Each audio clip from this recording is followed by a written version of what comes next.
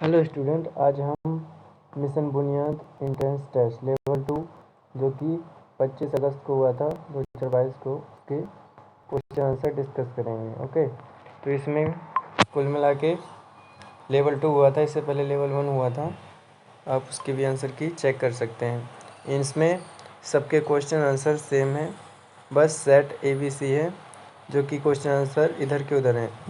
तो आप सेट से मत देखिएगा, आप क्वेश्चन आंसर देखिएगा, ठीक है। और आपके पास कोई भी सेट होगा उससे मिला लेना, बस क्वेश्चन नंबर चेंज होंगे, ठीक है। जैसा कि हमें इससे पहले पता है कि टोटल 50 क्वेश्चन पूछे गए थे। ओके, और हर एक क्वेश्चन में आपको 4 मार्क्स देने थे। और अगर आप कोई भी छोड़ देते हैं बिना करे कोई भी क्वेश्चन तो उसके 0 मार्क्स मिलेंगे। और अगर आप करके आते हैं लेकिन वो गलत है तो आपको -1 मार्क्स मिलेंगे, ठीक है।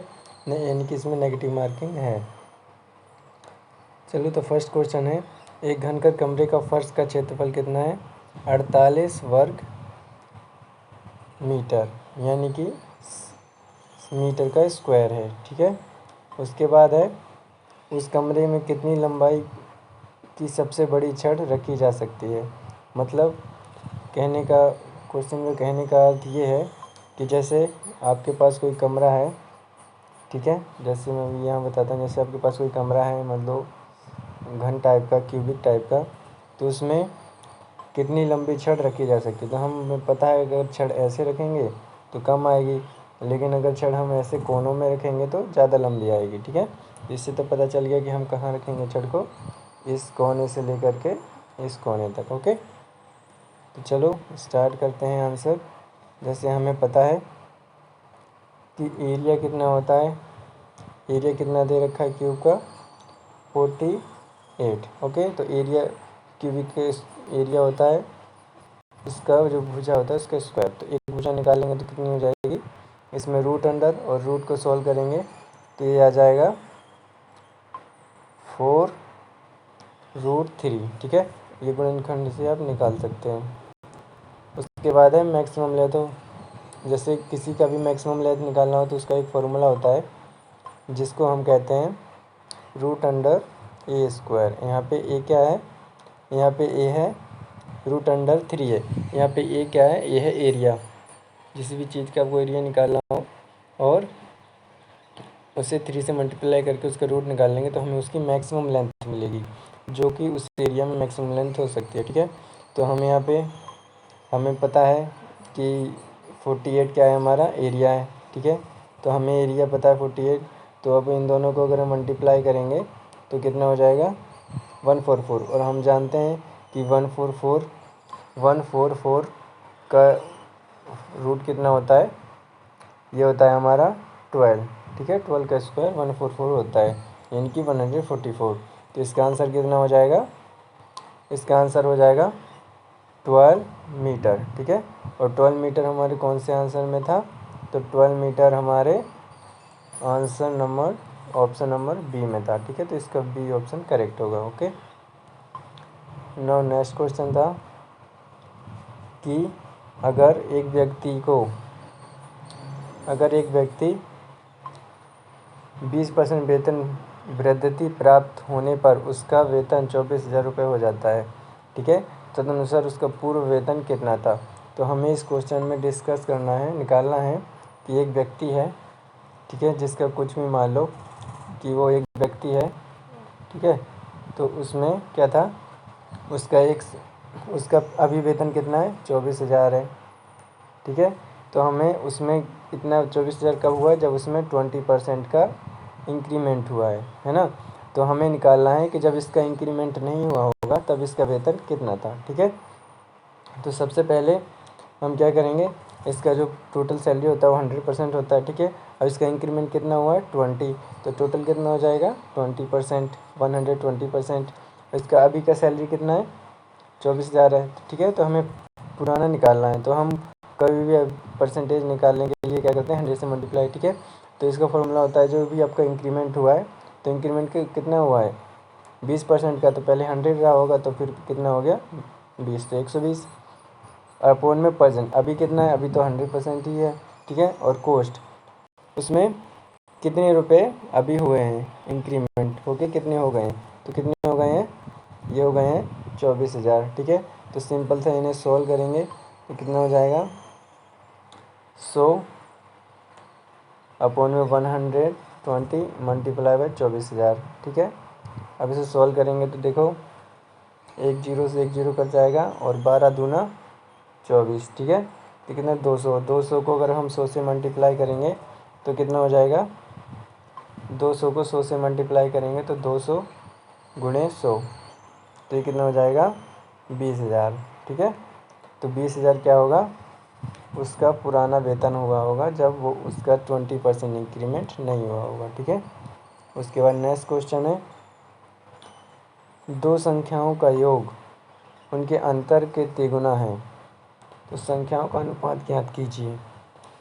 ठीक है, तो हम मान लेते हैं कि हमारे पास कोई भी दो संख्या है, मान लो पहली संख्या हो गई 2 मान लो, तो दूसरी संख्या क्या हो जाएगी 4 हो जाएगी। ठीक है, तो दो संख्याओं का योग यानी कि हम दो संख्या मान लेते हैं, कोई भी x और दूसरी कोई भी y, तो x प्लस वाई कितनी हो जाएगी, x प्लस वाई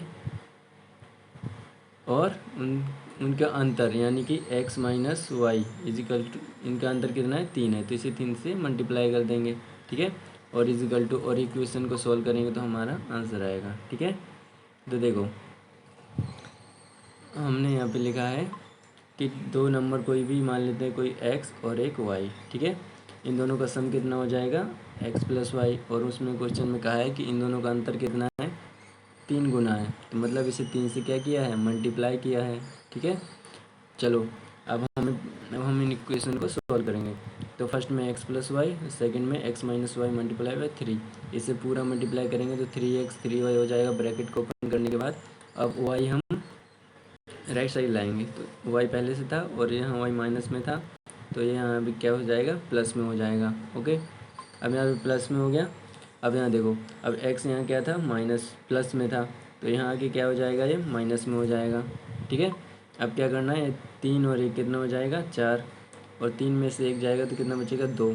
ठीक है, अब इसको हम क्या करेंगे अपॉन में करेंगे, x को y को x के नीचे ले जाएंगे तो क्या हो जाएगा एक्स बाई वाई अब इजिकल टू 4/2, तो 2 2 ज़ा 4, 2 1 ज़ा 1 है ना, तो यहाँ पे कितना हो जाएगा, यहाँ पे हो जाएगा जो इसका हम क्या लेंगे अनुपात, तो अनुपात कितना हो जाएगा 2:1।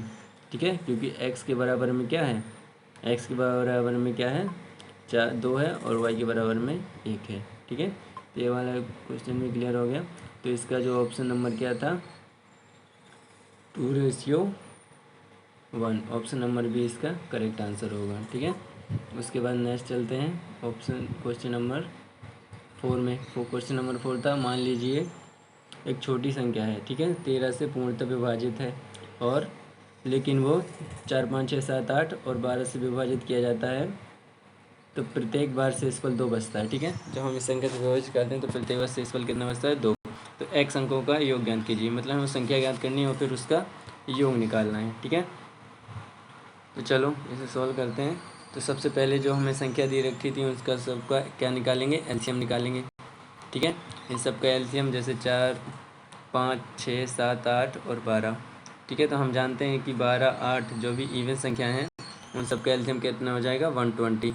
ठीक है, ये लेकिन साथ एक और संख्या है तो इससे क्या करेंगे इसे मल्टीप्लाई कर देंगे, तो टोटल हमारे पास एलसीएम कितना आ जाएगा, इसका एलसीएम आ जाएगा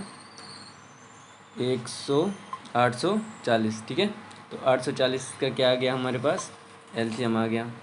ठीक है, अब हमें क्या करना है कि हम जानते हैं कि 840 क्या है एलसीएम, और इसमें क्या है अगर रिमाइंडर इसका बचता है कितना 2 बचता है हर बार रिमाइंडर, है ना, एक क्वेश्चन में था, तो हमने मान लिया कि 800 एक्स और इंटू में 2 इसका क्या बनता है रिमाइंडर, अगर हम मल्टीप्लाई करेंगे 100 की तो उसका रिमाइंडर बचेगा 2, और इसमें क्वेश्चन में दे रखा है कि जो 840 है वो पूर्णतः विभाजित है 13 से। ठीक है, तो 13 का रिमाइंडर अगर इससे हम भाग करेंगे तो कितना आएगा, देखो अगर हम 13 को 840 से भाग करेंगे 840 भाग बाई 13 तो ये कितना जाएगा 13 6 78। ठीक है, तो यहाँ कितना बचेगा, इसमें से 75 गया तो कितना बचेगा 60, है ना। 13 3 26 3 तिरछे को 52, है ना। तो कितना बचा, 60 में से 52 घटाएंगे तो 8 बचेगा इसका रिमाइंडर, है ना। इसका रिमाइंडर 8 बचा तो 8x हो जाएगा ये, ठीक है, ये 8x हो जाएगा। उसके बाद जो वैल्यू हमें क्या करना है, 13 से डिविज़ल होनी चाहिए। एक्स की जगह पे क्या रखें कि ये 13 से डिविज़ल हो जाए, ठीक है। तो एक्स की जगह हम 3 रखते हैं तो 8 3 ज़ा 24 और 2 तो 26 हो जाएगा। 13 दूना 26 होता है, ठीक है। तो एक्स की वैल्यू क्या आ जाएगी, यहाँ से 3 आ जाएगी, ठीक है। अब एक्स की वैल्यू हम कहाँ रखेंगे, हम एक्स की वैल्यू रखेंगे इस वाली इक्वेशन में, जिससे हमें क्या मिल जाएगा, वो नंबर मिलेगा जिससे क्या हो, पूरी तरह डिविजिबल हो, ठीक है। तो इक्वेशन में रखेंगे तो इसको हम सॉल्व करेंगे तो कितना आएगा, 3 रखा तो 2520, इसमें 2 प्लस करेंगे तो 2522 हो जाएगा, ठीक है। तो ये कितना हुआ, जो सारे नंबर से डिविजिबल है। अब हमें इसमें, ये तो हमारा नंबर निकला है और क्वेश्चन में कहा गया था कि इन सब का सम निकालना है, सम ऑफ डिजिट। तो इन सब का डिजिट का सम कितना होगा, 11, ओके। इसके बाद नेक्स्ट क्वेश्चन था, एक डिब्बे में 100 नीले गोले और 50 लाल गोले और 50 काले गोले हैं, तो 25% नीले गोले और 50% लाल गोले, ठीक है। तो एक डिब्बे में कितनी बॉल हैं, टोटल कितना हो जाएगा, 100 + 50 + 50 200 बॉल हैं, जिसमें से 25% नीली हैं, 50% लाल जो निकाल दी गई। तो हमें काले का प्रतिशत निकालना है, ठीक है। तो इस क्वेश्चन में हम क्या करेंगे, उसे समझते हैं एक बार, ठीक है। सबसे पहले क्या करेंगे, जैसे एक डिब्बा है, ठीक है, उसमें क्या है, उसमें गोले हैं।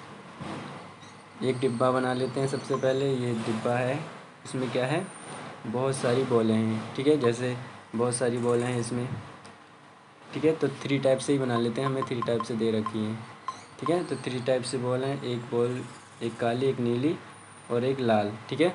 तो देखो इसमें टोटल ब्लू कितनी है, 100 है, रेड कितनी है, 50 है, ठीक है। और रेड ब्लू और कौन सी है, रेड ब्लू और ब्लैक है ना। तो हमें पता है कि एक बॉक्स है जिसमें क्या है, एक बॉक्स है जिसमें क्या है, रेड बॉल हैं, कुछ ब्लैक हैं और कुछ क्या हैं, ब्लू हैं, ठीक है। तो 100 हो गई कितनी, ब्लू, और 50 हो गई ब्लैक और 50 हो गई रेड, है ना। तो हमें इसमें क्या निकालना है, अगर इसमें से ये कितने निकालने, 25%, है ना। इसमें से कितनी निकल गई, रेड बॉल जो हैं वो 50% निकल गई हैं। क्वेश्चन को देखते हैं, इसमें क्या है, 25% ब्लू बॉल निकाल दी गई और 50% रेड बॉल निकाल दी गई, ठीक है। तो ब्लू बॉल कितनी थी, ब्लू बॉल थी 100 का 25%, 25/100 हो जाएंगे, ठीक है। तो 100 से 100 कैंसिल, तो हमारे पास ब्लू बॉल कितनी बची, 25, और ब्लैक और रेड बॉल निकालनी है तो ऐसे ही रेड बॉल निकालेंगे, ठीक है। तो रेड बॉल कैसे निकालेंगे, रेड बॉल कितनी है हमारे पास, 50 है, और इसका 50% कितना हो जाएगा, 50/100। तो इसमें कितना हो जाएगा, ये भी हमारे पास कितना हो जाएगा, 1/2 होगा, तो 50 का था 25, तो ये भी 25 बॉल बचेंगे, ठीक है। तो ऐसे में हमारे पास कितनी 50 बॉल रह जाएंगे, 200 में से 50 नहीं तो 150। तो अब उसमें 150 बॉल कुछ बचे हैं, यहाँ पे देखते हैं, यहाँ पे देखो, यहाँ पे ब्लू बॉल कितनी है 100, रेड है 50 और ब्लैक बॉल कितनी है 50, ठीक है। तो टोटल बॉल कितनी हो जाएंगी 200, ठीक है। तो हमें अब कितना निकालना है, आउट कितनी हुई है, ब्लू बॉल वो हुई है 25, तो 25 का बटे 100 और टोटल बॉल कितनी है 100, तो 25 बॉलें ब्लू कलर की बाहर हो जाएंगी। ऐसे ही रेड कितनी है 50, और इसका 50% कितना हो जाएगा 50/100, तो इसमें भी कितना निकलेगा 25, ठीक है। तो इसमें भी 25 बॉल बाहर हो जाएंगी, तो 200 में से 50 बॉल बाहर हो जाएंगी तो कितनी बचेंगी, 150 बॉल बचेंगी, ठीक है। तो अब 150 उसमें बची हैं, जिसमें परसेंटेज किसका निकालना है, ब्लैक बॉल्स का। तो ब्लैक बॉल्स कितनी थी, ब्लैक बॉल्स कितनी थी 50 थी, है ना, 50 बॉल हैं ब्लैक वाली, और टोटल बॉल उसके अंदर कितनी है, तो उसमें 150 हैं। तो सिंपल सा हमें परसेंटेज निकालना है, तो मल्टीप्लाई कर देंगे 100 से। अब इसे सॉल्व करेंगे तो क्या हो जाएगा, देखो 50 से 25, 25 तो ये 150 होता है और इसे 100 से भाग करना है, ठीक है। इसे भाग करेंगे तो 33.33 आएगा, है ना। अब 33.33 आएगा तो ये हमारे क्या होगा, परसेंटेज होगा ब्लैक बॉल्स का। अब देखते हैं ये ऑप्शन में कहाँ है।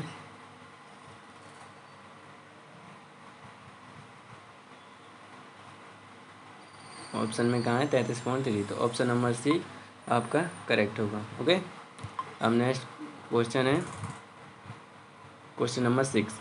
इसमें क्या है कि जो 11 मित्र एक होटल में आए और उन्होंने बिल की राशि समान रूप से अदा करने का निर्णय लिया, किंतु उनमें से 10 लोगों में से प्रत्येक ने 60 रुपये अदा किए।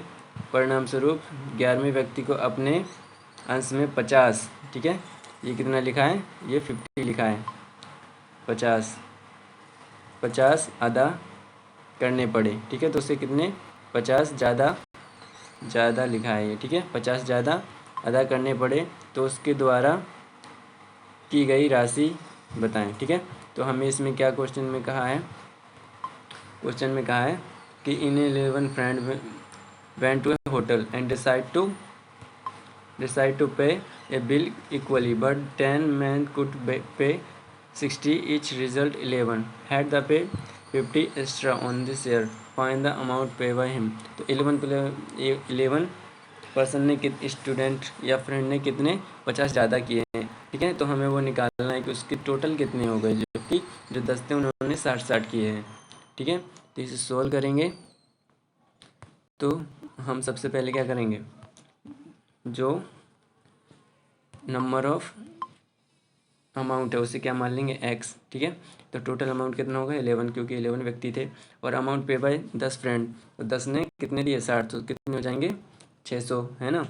अब उसमें हमें क्या निकालना है, 1 पर्सन क्या था जिसने सिर्फ 50 एक्स्ट्रा दिए थे, तो अमाउंट कितना था x, और 50 एक्स्ट्रा दिए हैं तो कितना हो जाएगा x प्लस 50, ठीक है। तो अब सिंपल से हमारे पर क्वेश्चन बना, टोटल अमाउंट कितना है, टोटल अमाउंट है 11x हो गया था, है ना। और 10 ने कितने दिए थे 60 रुपये, और एक ने क्या दिए थे, एक ने दिए थे 50 रुपये एक्स्ट्रा, ठीक है। तो अब इस इक्वेशन को सॉल्व करेंगे तो कितना हो जाएगा, ये वाला x हम इस तरफ लाएंगे तो ये माइनस में हो जाएगा, तो 11 माइनस x हो गया, ठीक है। और 10 को 60 से करेंगे तो 600 और 50, तो टोटल कितना हो जाएगा, ये हो जाएगा 650, ठीक है।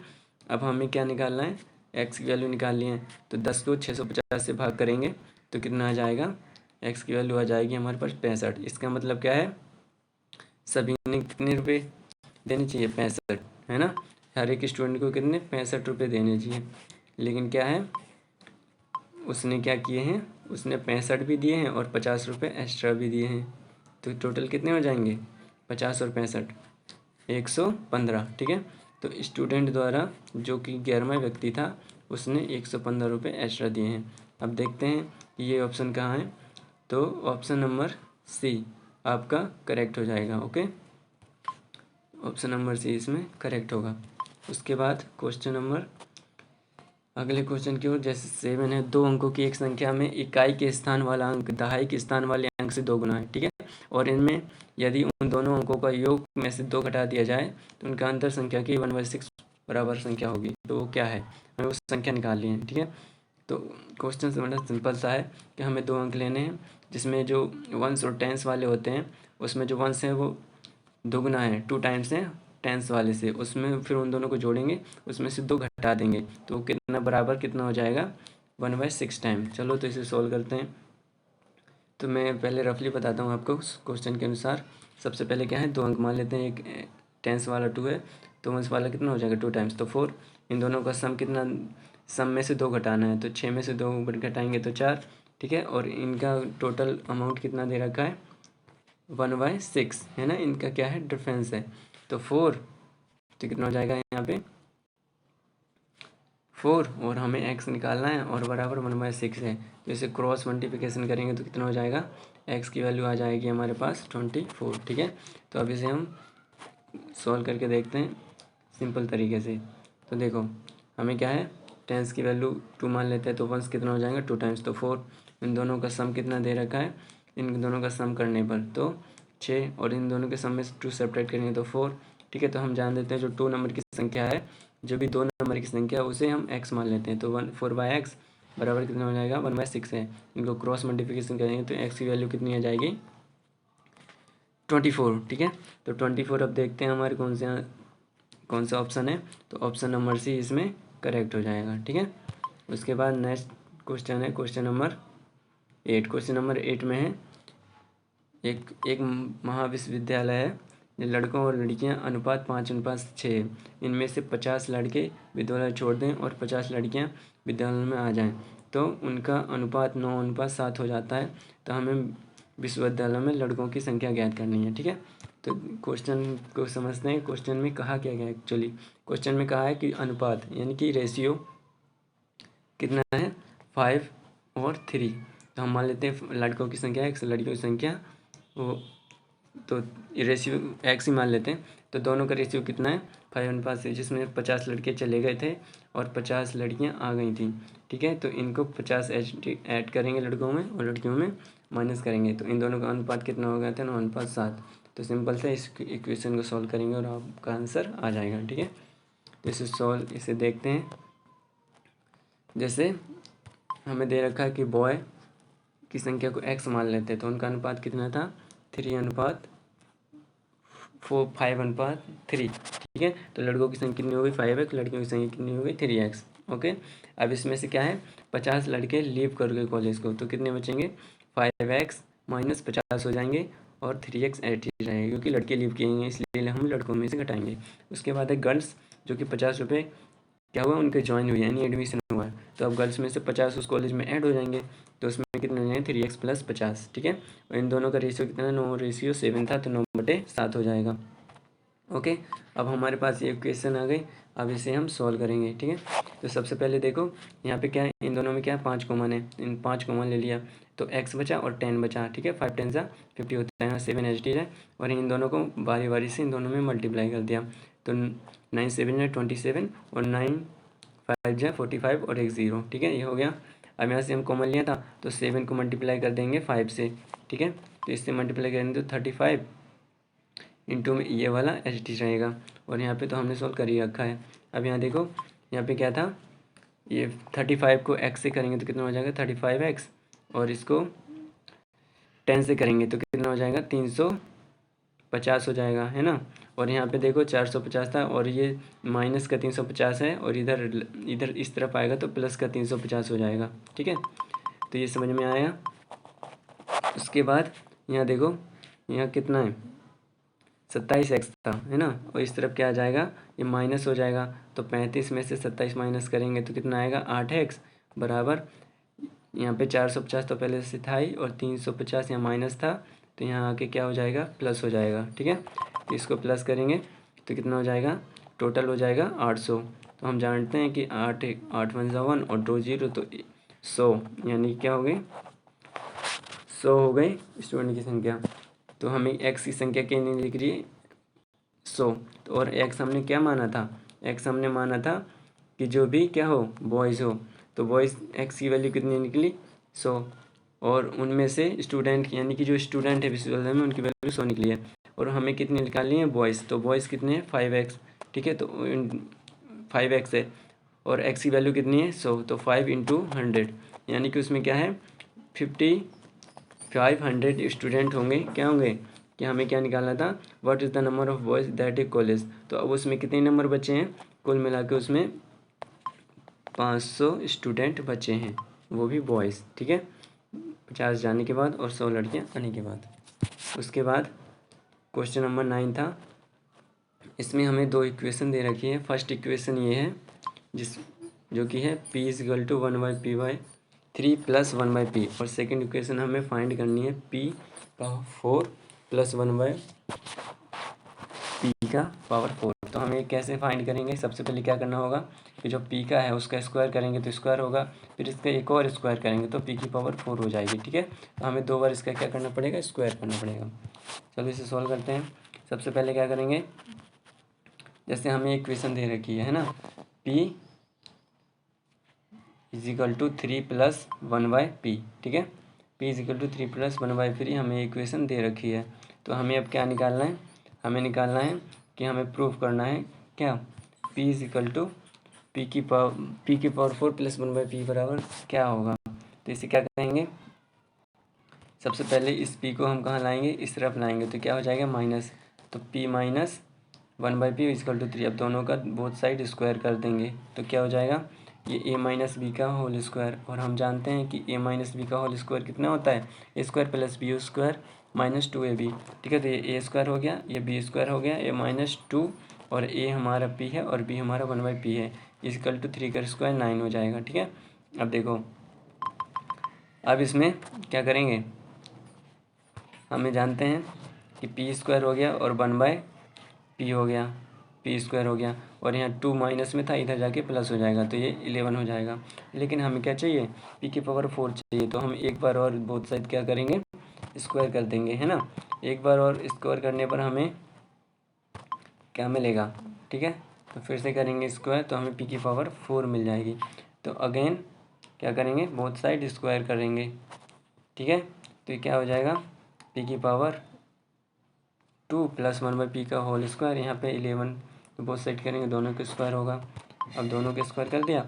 अब देखो a स्क्वायर यानी कि p का स्क्वायर का स्क्वायर, b स्क्वायर यानी कि 1/p का होल स्क्वायर, ठीक है, इंटू में 2ab, यहाँ पे प्लस है इसलिए a प्लस b में माइनस नहीं आएगा, तो 2 और a कितना है हमारे पास p स्क्वायर, b भी कितना है p स्क्वायर, तो यहाँ पे और 11 का स्क्वायर कितना हो जाएगा 121। अब देखो p का स्क्वायर, तो आपने एक फॉर्मूला पढ़ा होगा, ठीक है, 8 क्लास में, क्या होता है कि अगर m कोई भी एलिमेंट है, इसका पावर n है और इन दोनों का पावर m है, तो इन दोनों का पावर मल्टीप्लाई होगा तो क्या हो जाएगा b का पावर m n। ओके, ये आपने पढ़ा होगा। चलो तो इसे सॉल्व करते हैं, कितना हो जाएगा ये, तो यहाँ तो आ गया आपका फर्स्ट p के पावर 4 1/p के पावर 4, ठीक है, और यहाँ पे 2 आ गया, यहाँ से p से p कैंसिल हो जाएगा, p स्क्वायर से p स्क्वायर, और 2 यहाँ से लेफ्ट से जाएगा तो क्या हो जाएगा माइनस, तो हमारे पास आंसर क्या आ गया, p का पावर 4 और 1/p का पावर 4 बराबर 121 में से 2 माइनस करेंगे तो कितना आ जाएगा 119। ठीक है, तो हमारे पास जो आंसर आया वो आया p का पावर 4 अपन 1 का पावर p/4 1/p का पावर 4 119 आया। ठीक है, अब हम देखते हैं कि हमारा कौन सा ऑप्शन 119 है, तो ऑप्शन नंबर डी आपका सही होगा। उसके बाद है क्वेश्चन नंबर 10। क्वेश्चन नंबर 10 है कि एक सड़क के दोनों तरफ दूसरे के सामने 2 ऊर्ध्वाधर खंभे हैं। ठीक है, एक सड़क के दोनों तरफ हैं, उनमें 118 मीटर ऊंचा है। इस खंभे के शीर्ष से दोनों खंभों का शीर्ष अधोभाग के अवनन कोण क्रमशः 30 डिग्री और ये 60 डिग्री है, तो अनुसार खंभों में कितने मीटर होगी। तो ये क्वेश्चन तो पूरा 10th का था, ये बेफालतू में आपको परेशान करने के लिए डाल दिया। तो देखो क्वेश्चन में है कि जैसे क्या होते हैं, सड़क में चलते हैं हम, है ना, जैसे सड़क में चल रहे हैं तो एक खंभा की ऊंचाई कितनी है 108 है, आप यहाँ, और दूसरे खंभे की ऊंचाई हमें निकालनी है, और ये वाला कोण कितना है 60 डिग्री दे रखा है, और ये वाला कोण कितना है 30 डिग्री दे रखा है। ठीक है, इन दोनों को मिला देंगे, सबसे पहले इसको x मान लेंगे, तो यहाँ पे tan कितना 60 डिग्री निकालेंगे इस वाले एंगल में, और इस वाले एंगल में कितना निकलेगा tan 30 डिग्री। ओके, तो हमें ये फाइंड करना है, तो फाइंड करते हैं। देखो सबसे पहले ट्रायंगल ABC में, यानी कि जो हमारा ट्रायंगल कौन सा है AB और ये C, ठीक है, इसमें निकालेंगे तो tan 60 डिग्री, ये वाला एंगल कितना है 60, तो tan 60 डिग्री बराबर कितना हो जाएगा, इसका फॉर्मूला होता है यानी परपेंडिकुलर अपॉन में बेस। ठीक है, परपेंडिकुलर कितना, इसका AB परपेंडिकुलर हो जाएगा, बेस कितना हो जाएगा इसका BC बेस हो जाएगा। ओके, तो AB हमारे पास कितना है 108 और BC को हमने x माना है। ठीक है, AB अपॉन BC, इसको सिंपल से सॉल्व करेंगे। हम जानते हैं कि जो tan 60 डिग्री की वैल्यू होती है वो कितनी होती है, tan 60 वैल्यू की वैल्यू होती है √3। ठीक है, तो √3 इसकी वैल्यू हो गई। तो अब हमें क्या निकालना है, हमें निकालना है कि यहाँ से हम दोनों में कौन सी कॉमन है, देखो अगर हम ये वाला एंगल बनाए और ये वाला एंगल बनाए तो दोनों में कॉमन कौन है, बी सी। तो हम बी सी को कॉमन करके फाइंड कर सकते हैं, जिससे हमारा एच निकल आएगा। ओके, तो इसे सॉल्व करते हैं। देखो ये √3 है और 108 अपन में एक्स, तो एक्स की वैल्यू निकालेंगे तो ये इस तरफ जाएगा और ये इस तरफ आ जाएगा। ठीक है, दोनों क्रॉस में हो जाएंगे। ठीक है, तो इसको वैल्यू निकालेंगे तो क्या होगा, एक्स चला जाएगा ऊपर और √3 आ जाएगा 108 के नीचे। तो हमारे पास वैल्यू कितनी आ जाएगी, एक्स इक्वल टू 108/√3। तो ये इक्वेशन हम क्या मान लेंगे, इसको इक्वेशन 1 मान लेंगे। ओके, तो ये इक्वेशन 1 हो गई। अब हम सेकंड जो इक्वेशन बनाएंगे वो वाली बनाएंगे इस वाले ट्रायंगल में। ठीक है, ट्रायंगल बी सी और डी में, इसमें कितना एंगल है, 30 डिग्री। तो यहाँ पे एंगल 30 डिग्री निकालेंगे। ठीक है, तो सबसे पहले क्या करेंगे हम, ट्रायंगल 30 डिग्री। ठीक है, ट्रायंगल 30 डिग्री परपेंडिकुलर में बेस होता है, परपेंडिकुलर हमारा क्या है, बी सी है। ठीक है, और बेस कितना है, परपेंडिकुलर सी डी है और बेस कितना है, बी सी है। ठीक है, तो इसका बेस की परपेंडिकुलर को हमने एच माना है और बेस हमारा एच है, तो एक्स है। तो यहाँ पे एक्स की वैल्यू निकालेंगे तो 1/10 डिग्री की वैल्यू कितनी होती है, 1/√3। ठीक है, तो 1/√3 होती है। तो इसको हम क्या करेंगे, सॉल्व करेंगे। तो एच हमारा एच टी है और एक्स की जगह हमें क्या रखा है, जो हमारी वैल्यू आई थी। तो एक्स की हमारी वैल्यू 108/√3 आई थी, है ना। तो एच अपॉन में 108/√3 है और यहाँ बराबर कितना है, 1/√3। ठीक है, तो इसे सिंपलीफाई करेंगे तो ये कितना हो जाएगा, ये हो जाएगा 108/√3 था। अब 108 को हम सॉल्व करेंगे तो कितना हो जाएगा, 100h इंटू में √3 अपॉन में 108 बराबर कितना हो जाएगा, 1/√3। तो हम यहाँ से x की वैल्यू निकाल लिए हैं। तो यहाँ पे क्या हो जाएगा, ये मल्टीप्लाई है तो डिवाइड है तो मल्टीप्लाई। ठीक है, तो ये हो जाएगा कितना, 100। ओके, और ये कितना हो जाएगा, √3 इंटू √3। तो √3 इंटू √3 कितना हो जाएगा, 3। ठीक है, तो यहाँ से h की वैल्यू कितनी आ जाएगी हमारी, 36 डिग्री। ओके, तो this is the answer of 10 questions.